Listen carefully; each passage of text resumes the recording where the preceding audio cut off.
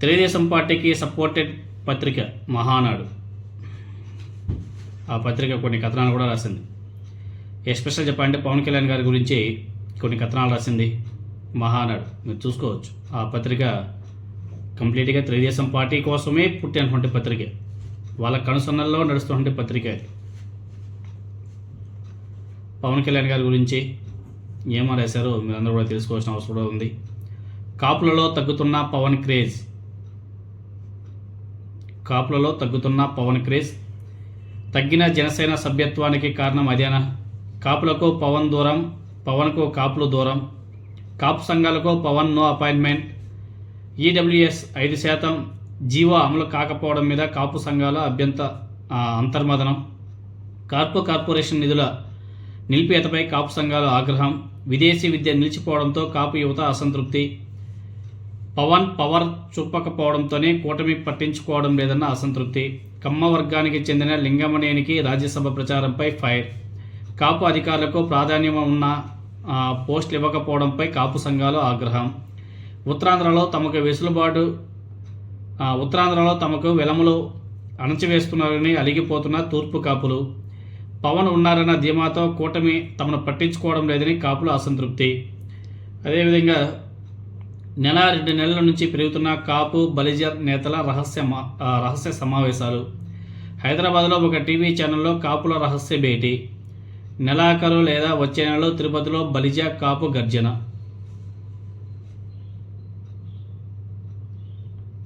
ఇక్కడ మెయిన్ ఏమంటే కాపు reservation corporation నిధుల కోసం ఒత్తిడి చేస్తున్నా కానీ పవన్ కళ్యాణ్ గారు పట్టించుకోదంట. ఇది చాలా బాధాకరమైన విషయం. విదేశీ విద్య కోసం గతంలో జగన్మోహన్ రెడ్డి గారు 100 కోట్లు ఖర్చు పెట్టాడు. ఇప్పుడు అసలు ఆ డబ్బులు ఇవ్వడానికి కూడా ఏడుస్తున్నారు. ఇలాంటి చాలా ఉన్నాయి, చెప్పుకుంటూ పోతే చాలా చెప్పుకోవచ్చు. కానీ కాపు బలిజలు మళ్ళీ రోడ్డెక్కి కార్యాచరణకు ఊపిరి పోస్తున్నారు. వివిధ సంఘాలు దీనికి వివిధ రూపాల్లో అంకురార్పణ చేసేందుకు సిద్ధమవుతున్నాయి. ప్రధానంగా 5% రిజర్వేషన్ అమలు, కాపు కార్పొరేషన్లకు 6,000 కోట్ల నిధులు విడుదల, విదేశీ విద్య నిధుల విడుదల, కాపు అధికారుల పోస్టింగ్ల ప్రాధాన్యం వంటి అంశాలపై గలమెత్తి అంతిమంగా దానిని ఆందోళన రూపంగా మార్చేందుకు సిద్ధమవుతున్నారు. దానికోసం గత నెల రోజుల నుంచి వివిధ స్థాయిలో రహస్య సమావేశాలు నిర్వహిస్తున్నారు.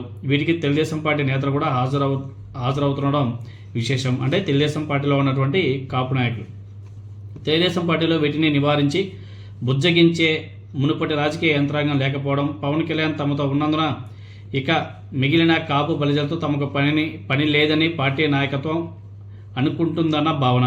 ఇటు తెలుగుదేశం పార్టీలోని కాపు బలిజ నాయకుల మౌనానికి కారణమవుతుంది. కాపులను బుజ్జగించే స్థాయి సీనియర్ నాయకులు తెలుగుదేశం పార్టీలో ఉన్నప్పటికీ వారిని నాయకత్వం గుర్తించకపోవడమే అసలు ఆ సమస్యకు కారణంగా కనిపిస్తుంది.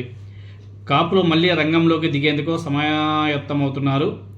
జగన్ హయాంలో ఆయన తీరుకు భయపడి మౌనంగా ఉన్న కాపు బలిజలు వైసీపీపై వ్యతిరేకత, జనసేన అధినేత పవన్ కళ్యాణ్పై కులాభిమానంతో కూటమిని గెలిపించారు. కులపరంగా కాపులకు కమ్మ సామాజిక వర్గం వ్యతిరేకమైనప్పటికీ కేవలం తమ కులానికి చెందినటువంటి పవన్ కళ్యాణ్ కూటమిలో ఉన్నారన్న ఏకైక కారణంతోనే తాము టీడీపీని గెలిపించాం. కాపు బలిజ నేతలు బహిరంగంగానే చెప్పుకుంటున్నటువంటి విషయం తెలిసిందే.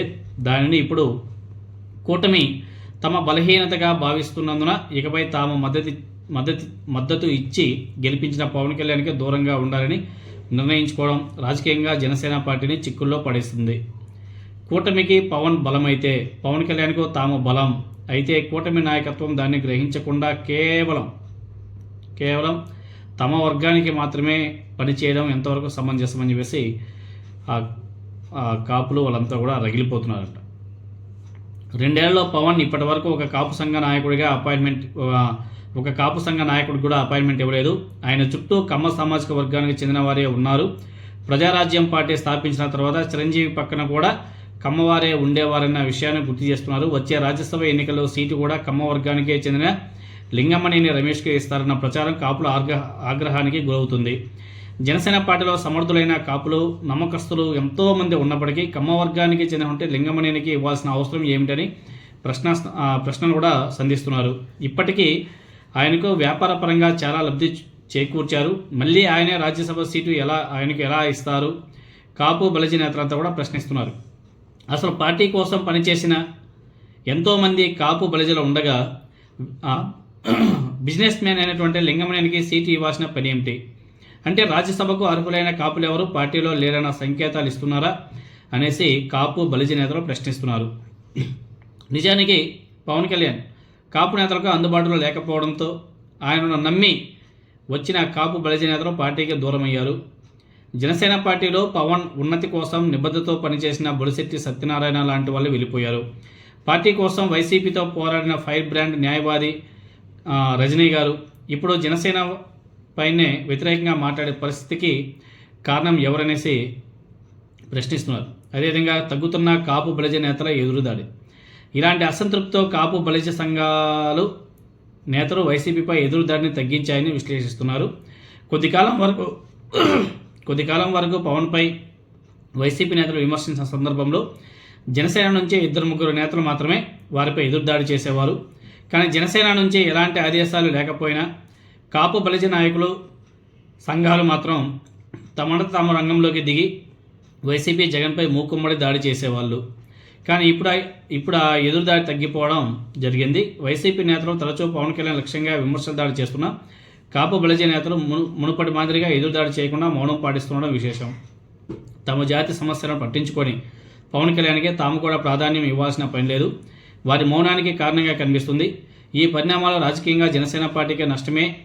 కులబలం ప్రాతిపదికపై గెలిచిన జనసేన పార్టీకి కులబలం ప్రాతిపదికపై గెలిచినటువంటి జనసేనకు ఇప్పుడు అదే సొంత కులం దూరమవడం ప్రమాదకర సంకేతమని విశ్లేషిస్తున్నారు. కేవలం కాపు బలిజలు దన్ను ఉన్నందుకే పవన్ కళ్యాణ్ కూడా కూటమి దరిచేర్చుకుంది. ఇప్పుడు అదే కాపు బలిజలు పవన్ కళ్యాణ్కి దూరం అవుతున్నారన్న సంకేతాలు బలపడితే భవిష్యత్తులో పవన్కు ప్రాధాన్యం ఉండకపోవచ్చని, ఎందుకంటే రాజకీయాలు డిమాండ్ సప్లై సూత్రం ఆధారంగా జరుగుతాయని కాపు నేతలు విశ్లేషిస్తున్నారు. ఇంకా చాలా రాశారు. కానీ మొత్తానికైతే కుల ప్రాతిపదికన మాత్రమే పవన్ కళ్యాణ్ని ఆ కులానికి సంబంధించినటువంటి వ్యక్తులంతా కూడా అభిమానిస్తున్నారు తప్ప ఆయన మీద ఏదో చింపేస్తారో పొడి చేస్తారో అనేసి మాత్రం కాదు. ఈవెన్ టీడీపీ కూడా పవన్ కళ్యాణ్ దగ్గర చేర్చుకోవడానికి గల కారణం ఆయన వెనక తమ కులానికి సంబంధించినటువంటి ప్రజలు సపోర్ట్ చేస్తున్నారన్న ధోరణిలోనే చంద్రబాబు నాయుడు గారు కూడా పవన్ కళ్యాణ్ దగ్గర చేర్చుకున్నాడు. ఎప్పుడైతే కాపులు పవన్ కళ్యాణ్కి దూరం అవుతారో ఆటోమేటిక్గా చంద్రబాబు నాయుడు గారు పవన్ కళ్యాణ్ని గెంటేస్తారు బయట.